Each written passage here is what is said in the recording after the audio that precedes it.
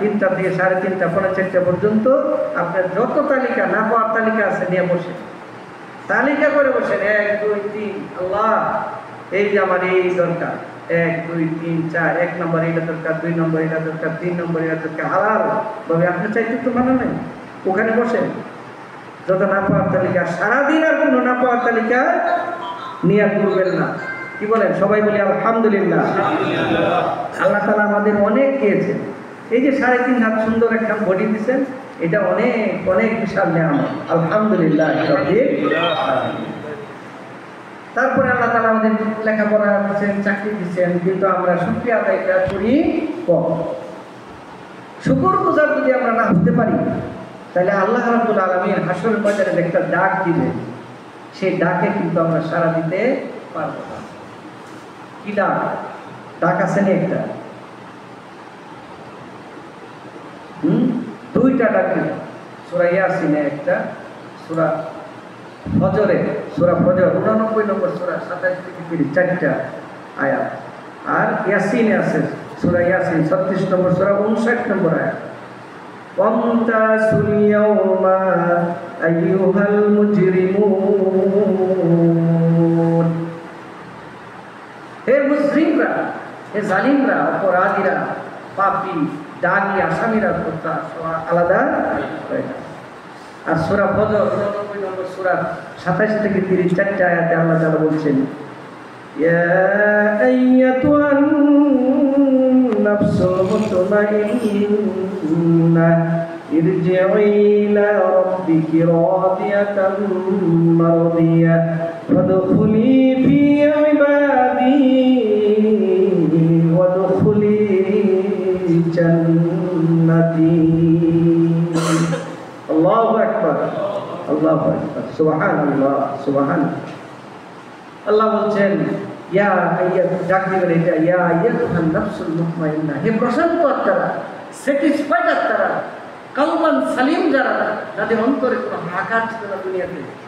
পেরেশানি ছিল না শুধু তুমি আমার শুকরগুজার করছো শুধু আমার চরণ তলে তোমার সবচেয়ে শরীরের যে সম্মানিত স্থান কপাল সেই কপালকে ঠুকেছ তারাই আসো আমার কাছে ইরজি ইলা রাব্বিকি রাদিয়াতাম মারদিয়া সন্তুষ্ট হইয়া রাদিয়া হইয়া রাজি হইয়া খুশি হইয়া স্যাটিসফাই হইয়া আমার কাছে আসো পরে কি ওয়াদখুলি ফি ইবাদি আমার যারা গোলাম আমার যারা বান্দা তাদের মধ্যে তোমরা প্রবেশ করো একসাথে হয়ে যাও ওয়াদখুলি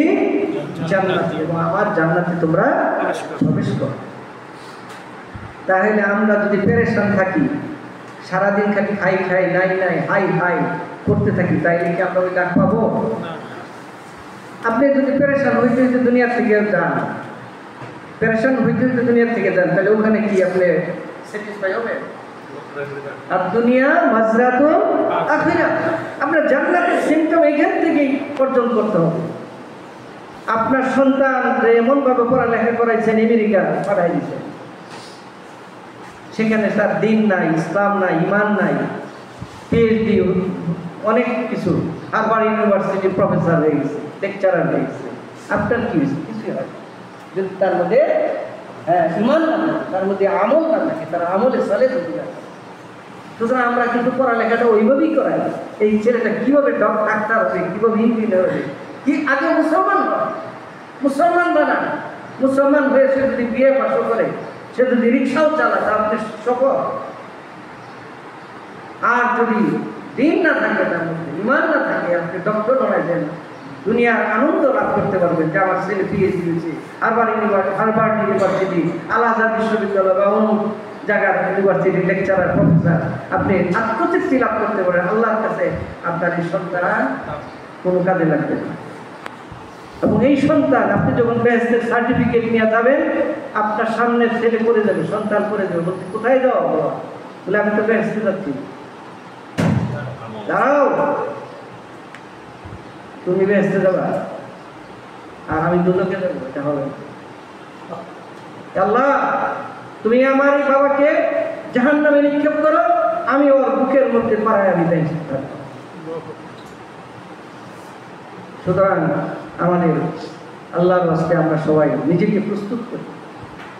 জিহাদের কথা বলতেছি, তুকাতিলুনের কথা বলতেছি, নিজেই তো আমি প্রস্তুত না। কোরআন আমার মুখে আসে না, হাদিস একটা মুখে আসে না, আমার সন্তানের মুখে আসে না, তাহলে আমি তো প্রস্তুত না। আমি জেহাদ কিসে দিই? কি দিয়ে জেহাদ করবেন আপনি? জেহাদের অস্ত্র কোথায়? আপনার অস্ত্র হইল আল কোরআন,